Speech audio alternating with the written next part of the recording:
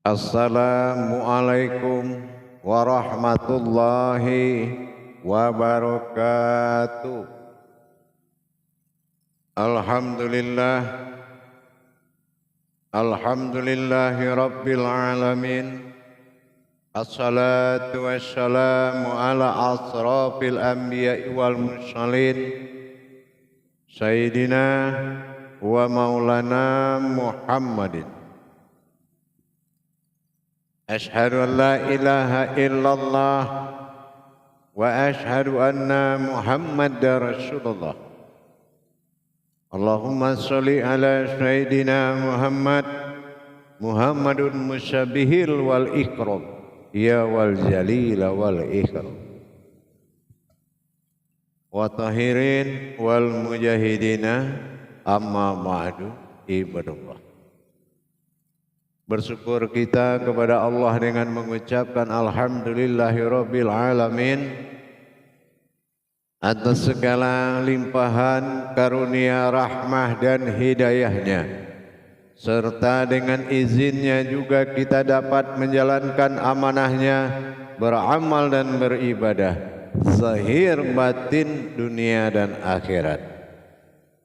Bersalam kita tidak akan pernah kita lupakan. Marilah sama-sama kita sampaikan kepada junjungan kita Nabi Allah, Nabiul Akhirul Zaman, Rasulullah Muhammad sallallahu alaihi wasallam. Atasnya kalimahnya kita kalamkan dengan membacakan Allahumma sholli ala Sayyidina Muhammad wa ala alihi Sayyidina Muhammad. Alhamdulillah para jemaah sekalian, bertemu lagi dengan saya Guru Mursyid Syekh Nur Muhammad Buya Irwan Maulana Al-Khalidi, Pasaman, Sumatera Barat. Tentunya dalam makom majelis zikir Ma'rifatullah dalam naungan Yayasan Islam Hidayatul Mubarakah Indonesia, dalam syiar YouTube Buya Pasaman Timur, yang insya Allah selalu berbagi, selalu mengingatkan, dan selalu mengajak untuk meningkatkan iman dan takwa kita kepada Allah Subhanahu wa Ta'ala. Alhamdulillah para jemaah sekalian, pada waktu dan kesempatan yang kita muliakan ini, saya akan berbagi wawasan tentang pemahaman kepada Tuhan, pemahaman kepada makna yang dihakikatkan oleh asma Allah. Jadi dalam meningkatkan pemahaman tentunya kita harus memiliki suatu ilmu jabariyah. Ya, kita harus memiliki suatu kodrat yang disebut dengan ibadah takarubnya, bermarifat di atas tersiratnya Allah, berkodrat di atas wujudnya Allah. Semuanya harus memiliki perjalanan sebelum kita memberikan suatu keputusan tentang ketuhanan pada diri kita. Dalam hal ini para jemaah sekalian, mendapatkan nilai sebuah keumatan pada diri kita itu tidak mudah, ya. Dan mendapatkan kodrat ketuhanan pada diri kita, sementara tempat adanya keumatan, tempat adanya ketuhanan itu pada wujud satu bernama diri. Bukan keumatan bentuknya beda, ketuhanan bentuknya beda, bukan. Laksana asal usulnya ayah dengan anak, ayah juga manusia, anak juga manusia, atau bapak juga manusia. Perbedaannya adalah satu anak, satu bapak. Nah ini. Begitu juga pemahaman tentang hakikat ketuhanan, bukan Tuhan di sana, aku di sini. Ini adalah derajat. Mana hakikat diri yang berhakikat Tuhan, dan mana hakikat diri yang berhakikat hamba atau umat. Ini wajib kita memahaminya. Bukan aku umat, engkau Tuhan. Ini sudah sama penyembahan berhala. Tahu berhala, engkau di sana, aku di sini. Tapi penyembahan yang dimaksud di dalam Islam itu adalah kodrat. Dalam satu kodrat terdapat dua jiwa, yang mana jiwa umat juga memiliki jiwa Tuhan juga jiwa umat. Nah, bagaimana kita menetapkan dua jiwa tadi terjadi dalam satu hayat? Mana kodrat yang dikatakan Tuhan, mana kodrat yang dikatakan kehambaannya. Ini bisa didirikan setelah kita memahami nafnya Allah tadi, nafsahunya. Ya, setelah kita bisa memahami nafsahunya, mana dirinya. Ya, dirinya dengan diri yang dia jadikan, karena aku ingin menjadi Tuhan, maka kujadikanlah umat. Aku dengan umat yang berasal dari diriku sendiri, itu berasal dari diri yang bernama diri. Jadi kalau kajian Allah, Tuhan, kaji diri. Nah, diri adalah dari satu kodrat yang hakikatnya ada dua. Ada ketuhanan dan ada keumatan karena berasal dari satu diri. Inilah yang harus bisa ditadabur untuk mendapatkan marwahnya seperti itu. Diri demi diri kita sudah miliki, mulai dari jasadnya, berdirikan jasad ruhnya, mulai dari nurnya, berdirikan diri zatnya, mulai zatnya, diri zatnya, mendapatkan nilai dirinya yaitu daripada batinnya. Mana diri batinnya, mendapatkan dari sirnya, mana diri sirnya, mendapatkan dari wujudnya. Lapisan-lapisan nafnya Allah, ada nafsahu, ada nafsihi, sangat banyak. Tapi kalau kita tidak mendapatkan diri, ini akan menjadi ruh. Ruh itu ayatnya adalah makhluk. Makhluk itu bukan hanya manusia, makhluk itu banyak. Nah, di sini kita harus benar-benar mengerti. Kita diberikan martabat oleh Allah berupa diri. Jangan kita bertahan dalam kodrat ruh yang bersifat makhluk. Ini ada umat, ada kehambaan. Tingkatan-tingkatannya ada. Nah begitu. Jadi bagaimana kita mendapatkan wujud ketuhanan dan wujud keumatan pada kodrat yang bernama diri. Masalahnya jangan dijadikan diriku, itu yang bermasalah. Ku itu hanya bisa dimiliki Tuhan Allah. Nafsahu, diriku. Karena ada insan adalah hayat wasir ta'in yang memiliki hanya pandangan,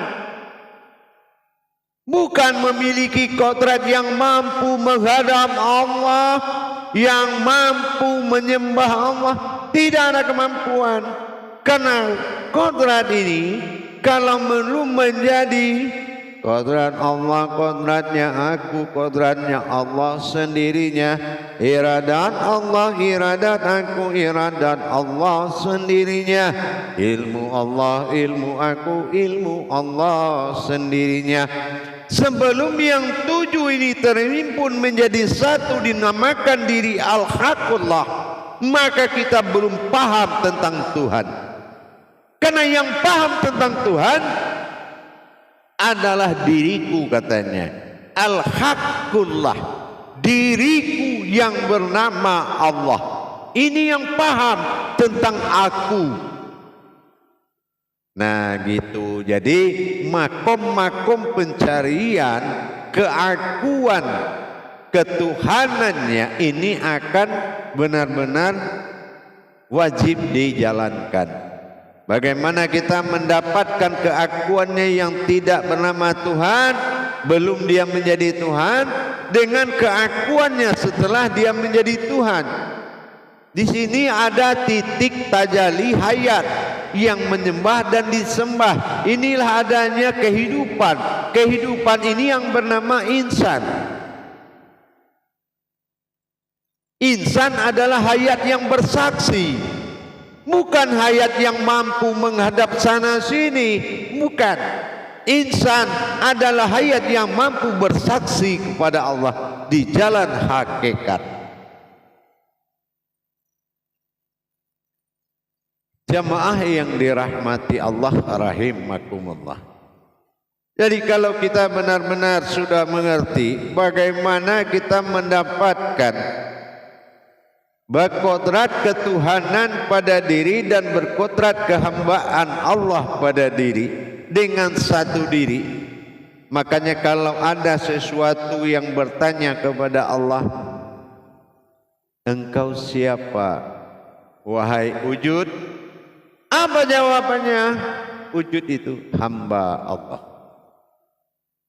Apabila ada sesuatu yang bertanya lagi kepada yang satu lagi yang ada tapi tak ada namanya, engkau siapa wahai wujud? Bukan wujud tapi wujud. Wujud menjawab hamba Allah. Kenapa pertanyaannya sama tapi membuat perbedaan? Yang satu wujud, yang satu maujud. Dua titik yang tidak terlihat. Tapi mana titik yang Tuhan tentang yang dua tadi? Hanya titik itu yang tahu. Setelah dia menjadi titik, mana hakikat Tuhan? Mana titik hakikat diri umat atau hambanya? Mana dirinya yang dihambakan, mana hamba yang dirinya yang dituhankan. Hanya titik itu. Maka kita wajib kembali menjadi titik tadi agar kita tahu mana titik hakikat Tuhan, mana titik yang sebenar-benar Tuhan. Ini yang harus kita pelajari. Kalau ada huruf sin itu titiknya 3, mana hakikat wujud yang disembah, mana yang hakikat menyembah, mana yang berhakikat saksi dari yang menyembah dan yang disembah. 3 titik. Apa perbedaan 3 titik ada dalam diri Nurmani, makom al-batinu dan makom pisiri, qalbi, markubah dan ma'ani kita titik 3. Tapi tidak melahirkan perbedaan dari antara satu yang terlihat gara-gara 3 titik. Itu titik sin nas, makanya sin titik 3. Nas itu manusia. Bagaimana hakikat yang sama itu ada tampilan dalam satu wujud? Kalau kita melihat yang berbeda, bagaimana bisa satu? Harusnya 3 juga yang ada. Seperti ini 3 orang. Tapi kenapa satu wujud? Padahal penyebabnya 3. Makanya ada alif, ada lam, ada mim. Yang satu jadi alam, yang satu jadi umat, yang satu jadi Tuhan. Itulah Allahu alam. Allah di dalam alamnya. Maka kalau kita lihat alif lam mim dalam kodrat diri, itu sudah terlihat kenyataannya sebetulnya. Alif Allah, lam alam, mim Muhammad. Allah alamnya Muhammad. Diambil dari belakang lagi, mim alif lam.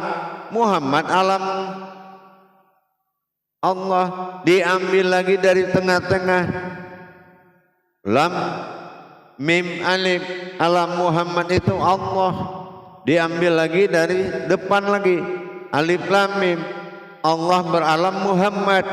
Ini kodrat, kajian kodrat. Kalau kajian kodrat, tauhidnya Syria. Kalau Syria, makomnya tauhid. Jangan kita ambil kajian tauhidin mendapatkan wujud diri, tidak bisa. Tauhidin menentukan dua yang bertauhid. Ada wujud Tuhan bernama Allah, ada wujud Muhammad, wujud umat bernama Muhammad. Ini menyatukan titik dua ini menjadi himpunan satu kodrat. Ini adalah syahadat yang sangat banyak mengeluarkan pemahaman.